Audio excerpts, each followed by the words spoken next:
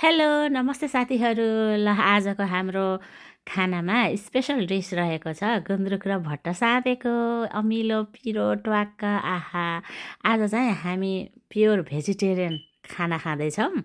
यता चाहिँ मुङको दाल, यो घेडा दाल मजाले पकाएको है, पुरा टोमाटो मरमसला सबै हालेर। अनि त्यसपछि भेजिटेबलमा चाहिँ काउली, आलु, के अरे मुला, भ्यान्टा सबै मिक्स गरेर मिक्स भेजिटेबल बनाउनु भएछ क्या बुढोले। आज चाहिँ पुरा दाल बनाउनु भएको र तरकारी बनाउनु भएको बुढोले। गुन्द्रुकको अचार चाहिँ मैले बनाएँ। आज चाहिँ भेजिटेरियन खानाको इन्जोय लिँदैछौँ हामी।